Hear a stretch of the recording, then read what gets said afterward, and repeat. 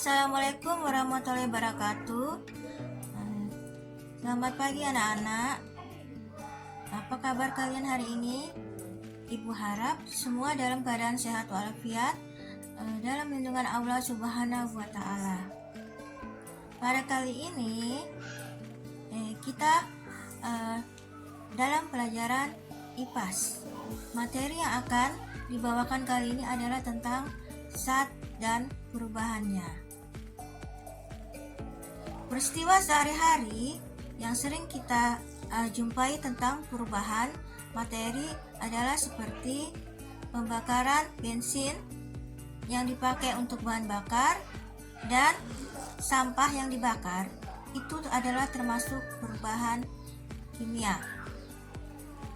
Sedangkan air yang dimasukkan ke dalam freezer menjadi es batu itu adalah perubahan fisika. Perubahan materi ini berkaitan dengan sifat materi. Kali ini kita akan membahas tentang sifat materi, yaitu sifat fisika, sifat kimia, perubahan fisika, dan perubahan kimia. Yang pertama, kita bahas tentang sifat fisika dan kimia. Sifat fisika berhubungan dengan perubahan fisika. Sifat yang dapat diamati secara langsung adalah perubahan fisika.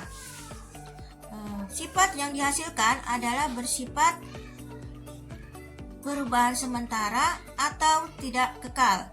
Contoh, air dipanaskan sampai mendidih, maka air tersebut akan mengalami perubahan bentuk dari air ke uap.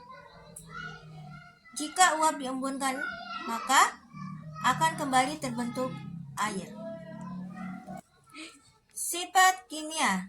Sifat kimia berhubungan dengan perubahan kimia. Sifat kimia adalah sifat yang tidak dapat diamati secara langsung dan bersifat permanen atau kekal. Contoh sifat kimia adalah mudahnya suatu materi terbakar. Misalnya, kertas lebih mudah terbakar dibanding kayu. Contoh sifat fisika. Yang pertama, daya hantar listrik. Materi yang dapat menghantarkan daya hasil listrik dengan baik disebut konduktor. Sedangkan materi yang tidak dapat menghantarkan daya hantar listrik disebut isolator. Kedua, wujudnya adalah titik leleh atau titik didih. Misalnya, logam besi mempunyai titik leleh sekian dan titik didih sekian. Ketiga, warna.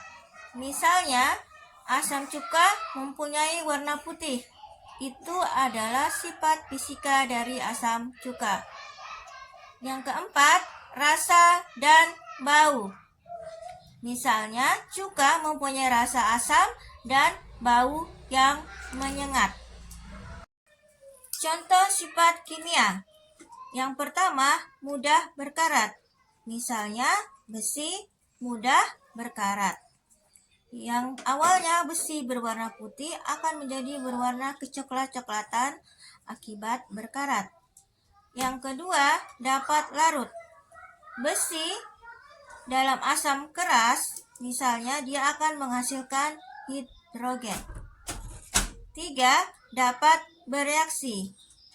Besi pada suhu tinggi dapat bereaksi dengan belerang. Yang keempat adalah beracun. Suatu zat kimia ada yang bersifat beracun dan ada yang tidak bersifat beracun. Perubahan materi. Perubahan materi tergantung dari wujud materi. Wujud materi terbagi atas 3, yaitu materi yang berwujud padat, gas, dan cair. Materi yang berwujud padat contohnya adalah logam dan kertas. Materi yang berwujud cair misalnya larutan cuka, larutan asam sulfat, atau larutan gula. Materi yang berwujud gas contohnya adalah oksigen dan hidrogen. Perubahan materi terbagi menjadi dua. Perubahan fisika. Perubahan fisika adalah perubahan materi yang tidak menghasilkan zat baru, hanya mengubah sifat fisik zat, sedangkan zat itu sendiri tidak berubah. Perubahan fisika meliputi perubahan wujud, bentuk, ukuran, dan pelarutan. Yang pertama, kita bahas tentang perubahan wujud. Perubahan wujud terjadi karena pemanasan atau pendinginan. Air, contohnya adalah air yang dipanaskan atau air yang didinginkan ke freezer menjadi es batu. Air awalnya berbentuk cair. Jika dimasukkan ke freezer, dia membentuk es batu, berubah menjadi bentuk padat. Yang kedua, perubahan bentuk. Yang berubah hanyalah bentuk materinya, tetapi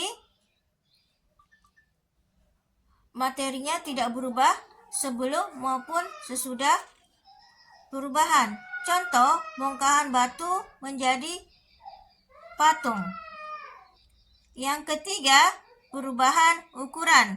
Yang berubah hanya ukuran saja, materinya tidak berubah. Contoh, beras menjadi tepung. Yang keempat, pelarutan. Pada proses pelarutan, sifat zat terlarut tidak hilang. Contohnya adalah gula yang dilarutkan dalam air, sifat gula tidak hilang, tetap berasa manis. Perubahan kimia. Perubahan kimia adalah perubahan materi yang menghasilkan zat baru. Perubahan kimia menghasilkan reaksi kimia. Perubahan kimia ditandai oleh perubahan warna, perubahan suhu, pembentukan endapan, dan pembentukan gas. Proses perubahan kimia meliputi hal-hal berikut, yaitu proses pembakaran, proses fotosintesis, proses pemanasan yang menghasilkan zat baru. Kita mulai dari yang pertama adalah proses pembakaran. Pada proses pembakaran bahan bakar solar, maka akan dihasilkan karbon dioksida, karbon, dan kalor. Yang kedua, proses fotosintesis. Pada proses fotosintesis terjadi perubahan dari air, gas karbon dioksida, dan cahaya matahari menjadi karbohidrat. Yang ketiga, proses pemanasan yang menghasilkan zat baru.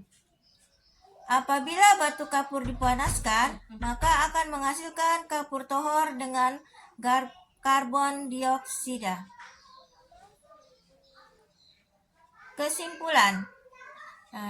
Dari pelajaran yang kita dapat hari ini, kita dapat menyimpulkan dua hal tentang perubahan fisika dan perubahan kimia.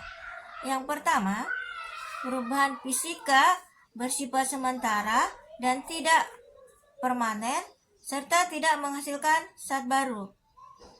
Sedangkan perubahan kimia menghasilkan zat baru yang permanen disertai dengan perubahan kimia atau reaksi kimia. Itulah materi yang kita bahas minggu ini tentang zat dan perubahannya. Ibu harap kalian semua dapat memahami dengan baik. Sekian dan terima kasih. Waalaikumsalam warahmatullahi wabarakatuh.